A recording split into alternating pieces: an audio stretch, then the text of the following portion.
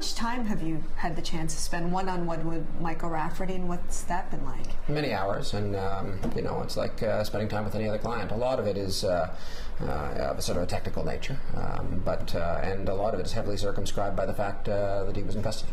So it's often difficult and sometimes irritating to try to get it in and out of custodial institutions, that sort of thing.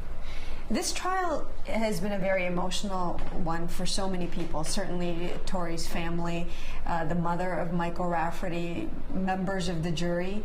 As a defense lawyer, is it an emotional one for you? It's not so much an emotional one. You're sort of aware of all the emotion that's around you. I do a lot of cases that are more or less like this, and it's not so much that. You're just aware of it sort of palpably in the courtroom and all around you. And how do you deal with that?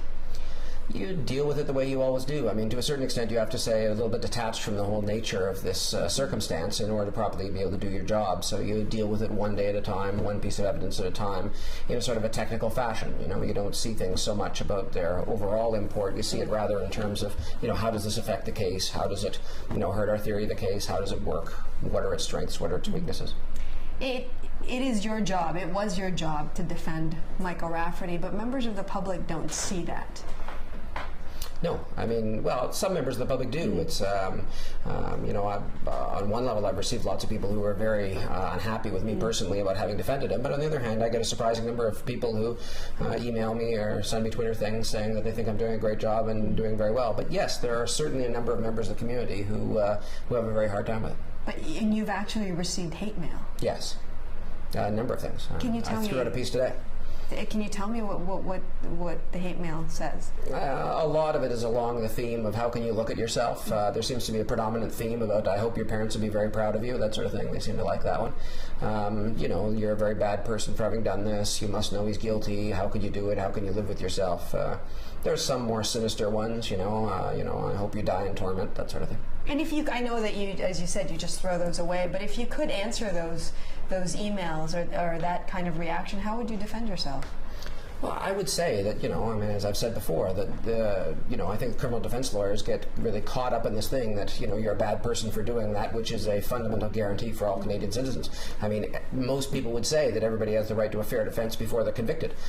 Some people just don't seem to sort of be able to put that in the context of, well, that's fine until it's somebody who's accused of something very bad, and then all of a sudden you're some sort of monster for even doing it.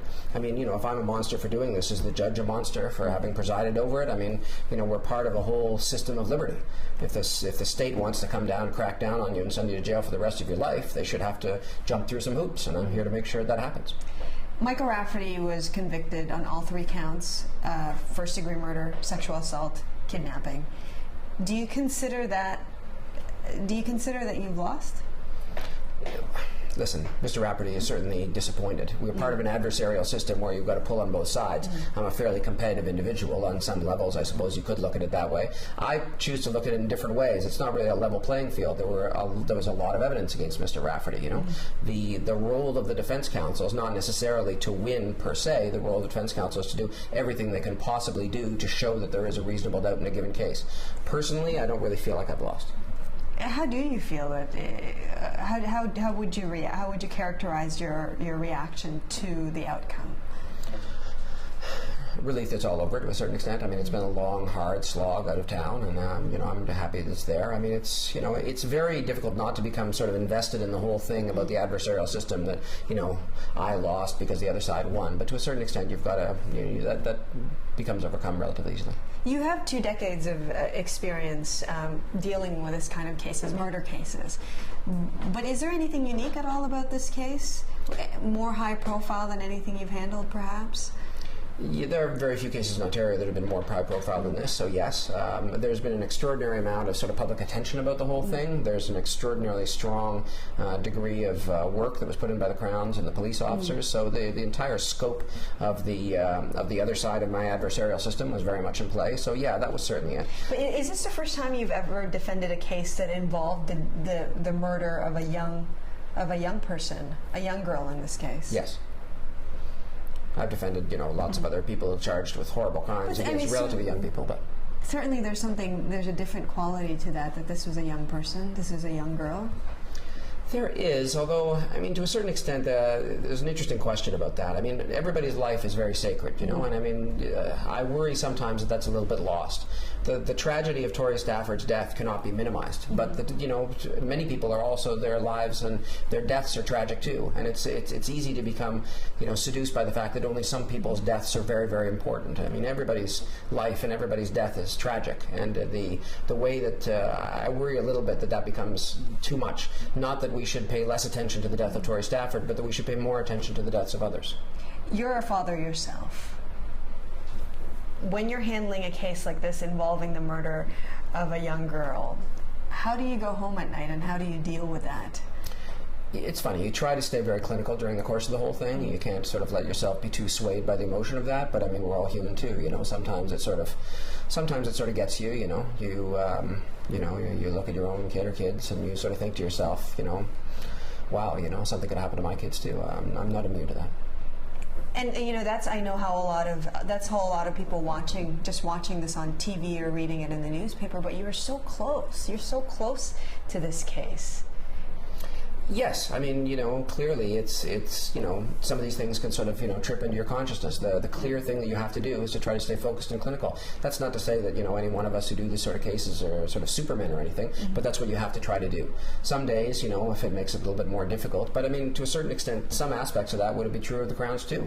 Going home and looking at their kids and sort of thinking about this as well. I mean, being very near to a tragedy like this certainly makes you think about, parenthood and that sort of thing. This has received a lot of media coverage. Is there anything you would change in how this case was portrayed? Portrayed, no. The only thing that I would say is that I think that everybody's life is sacred and everybody's death is a tragedy. And I would just hope that people remember the fact that while they consider this particular case and the tragedy of this particular case, that the lives of everybody is sacred. The lives of everybody is really important to remember, and that they should not become overly concerned with the nature of the person, but rather really consider that, if anybody's life is extinguished, it's a terrible thing. Give me a play-by-play of what's going to happen tomorrow and what your role will be. The sentencing for first-degree murder is mandatory. If this had been 10, 15 years ago, he would have been sentenced already in 5 minutes after he was convicted. Now there's a provision for the victims' families to be able to come and participate, so there will be reading of various different expressions of sorrow from the family, and those will all be read into the record. There will also be a sentencing on the kidnapping and sexual assault that has to take place as well. Some people were appalled by the fact that the contents of his laptop were not included in the case as evidence, and that was your move to have that excluded.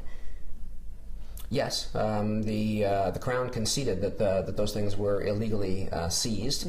Again, as part of the adversarial process, it's my job to make sure that the least amount of damaging evidence goes in against my client. That's my job. That's what I do.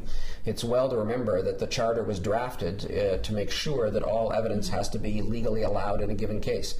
That evidence gets excluded all the time, and to a certain extent, that's another one of our freedoms.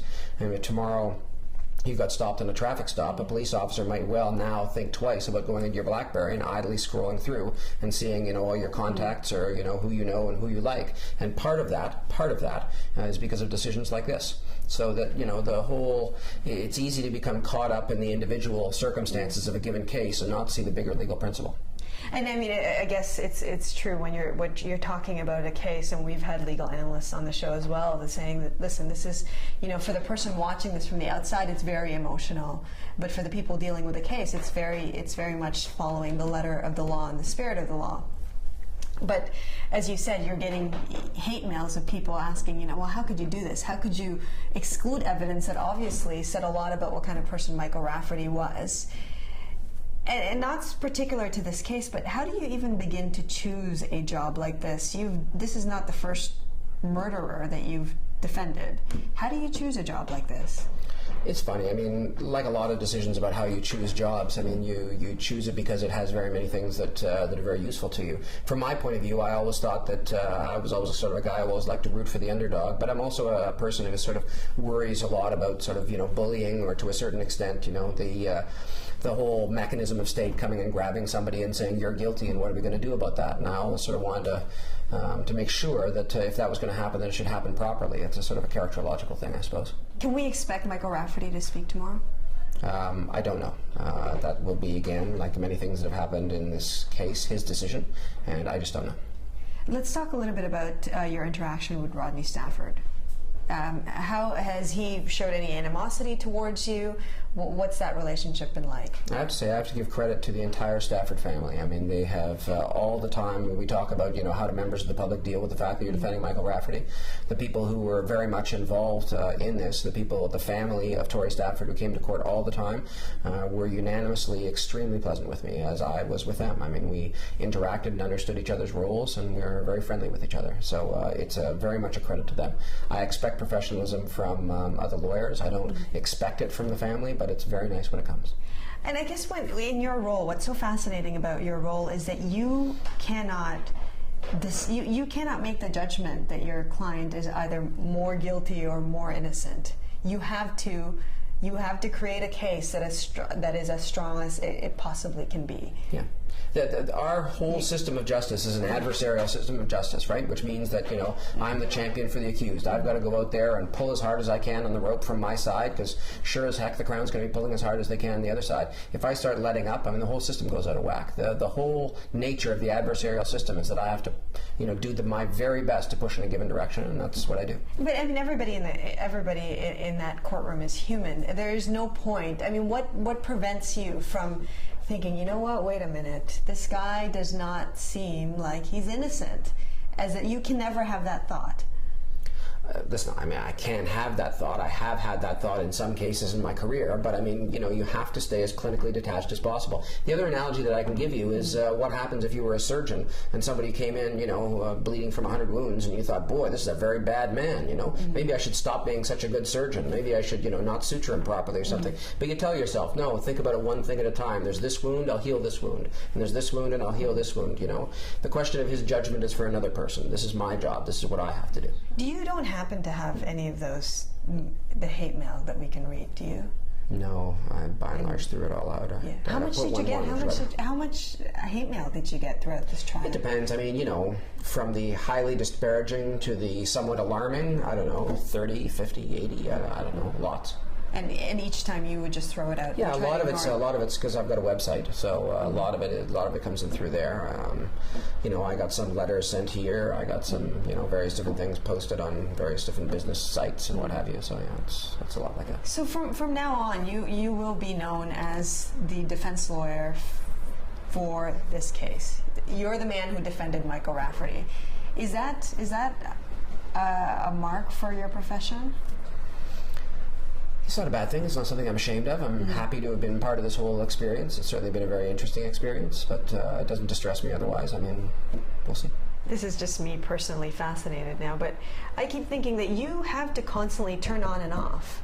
You, as you said, because you have to be so clinical and so detached, you have to almost operate as a person with different personalities. You go home, you're a father. You go to work, you're defending a murderer. The case ends and you're renovating your house. How does that work? It just works. It's different from the outside than it is from the inside. When I sort of go into there, I go into the court and I'm doing my thing very much as you do every time. And it's not a sort of a big picture thing. Like a typical day, I'll go in and I'll have a witness, and the witness is coming up and they're saying 9 things, and I can't live with 3 of them, so I've got to start my cross on that. And how am I going to do it? And are there legal issues that relate to that? Do I have to get a factum in so we can argue it? When are we arguing it? That's the sort of the day-to-day. Sometimes witnesses, not in this case, sometimes witnesses are particularly difficult, and you notice them on the stand. But honestly, to a certain extent, it's hard to imagine, but you're sort of viewing it more clinically. You're saying, this is not a good witness for us. This witness is playing very badly in front of the jury. But better get this witness off the stand. How am I supposed to cross-examine this witness? That's sort of how you see the whole thing. There's much less of the sort of the viewing the big picture than one might imagine. The heart of your defense was to really shift the blame on Terry Lynn McClintock. And obviously, with the ruling with the jury's decision, that did not work. Why don't you think it worked? There was a fair amount of evidence against Mr. Rafferty. There's a lot of circumstantial evidence against Mr. Rafferty. I think that if the jury had believed Ms. McClintock's account, which formed the centerpiece of the Crown's case, out of hand, then they would have come back in an hour, because plainly everything that she said made him amply guilty. So the question is, how much doubt is actually created there? What does the rest of the evidence actually do? Some of the things were easy enough for me to discredit, frankly, like Terry Lynn McClintock herself. Some of the things, not so easy. The aggregate was a very strong Crown case. One thing, Mr. Rafferty's defense was paid for by legal aid.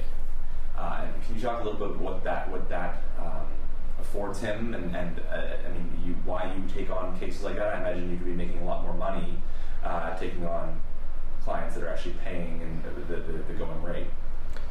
Yes, I mean, clearly doing long cases on legal aid is not a way to line your pockets. I mean, it's legal aid doesn't pay a stunning amount of money, and as a matter of fact, legal aid does not even particularly prefer the people who operate at the level that I do. I mean, put more simply, and then I'll have two more questions, and then we're done. Put more simply, why did you take on this case? Well, it's this case in all cases. I've been doing cases like this, for 15 years. It's just what I do. It's the kind of work that I love to do, and that's what I do. You can be many things in this profession. You can do things in provincial court where you're doing little pleas and little trials. You can do larger cases. You can concentrate on cases for people who can pay you a lot of money. There are lots of different ways of being a criminal defense lawyer, and they're dealt with in many different ways. There's a subset of criminal defense lawyers like myself who take on large and long cases, and that's what we do, and I fall very much within that category. This is all I ever really imagined doing as a lawyer when I was growing up, and when I was thinking about doing this, I always figured I'd be this kind of lawyer, and here I am. It's hard to feel that there are winners and losers in a case like this, but with a verdict guilty in all three counts, certainly you sit on the losing side. Is that how you would characterize it? Listen, Mr. Rafferty has certainly lost throughout the course of these things, but more importantly, the family of Tori Stafford has lost. And we as a community have all lost for the death of Tori Stafford. I mean, there are no winners in these particular cases. I get asked all the time to think about Mr. Rafferty, about what he's like, what he says, 5 different ways of doing it. But I mean, I've spoken very carefully. I mean, I know already, but just to be very clear, I've spoken to the law side about what I can and can't say, and they're very clear that I can't say anything. So I can't say he was happy today, or he was sad yesterday, or Have you spent any time with his mother? Not much. I saw her at court. I spoke to her somewhat in court. She was actually very frightened of the media.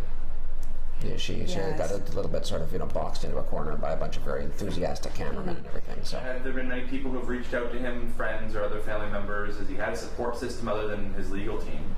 He has not had a substantial support system. There have been not very many people. That's not particularly unusual.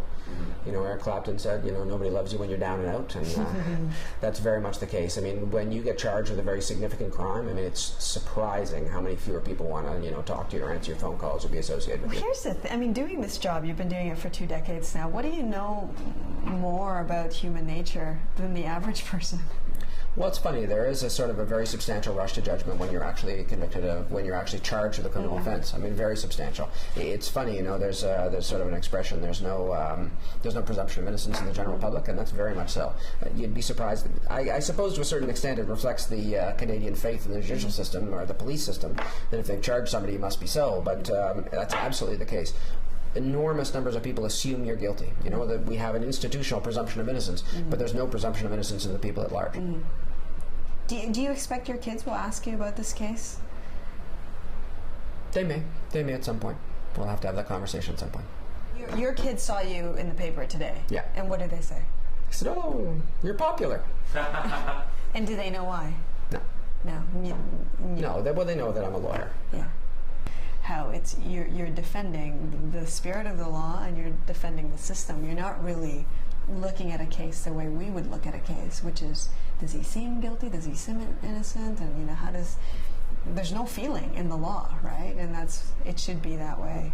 Well, it has to be that way. I mean, I think almost especially on our side, right? I mean, judges can sit there and sort of have the luxury of saying, okay, I got to see this side, I got to see that side, I got to look at the bigger picture. But, we've really got to sort of just pull on one end of the rope. I mean, that's the job, right? I mean, you can't, if you start becoming partially a judge, if you start saying, if this is...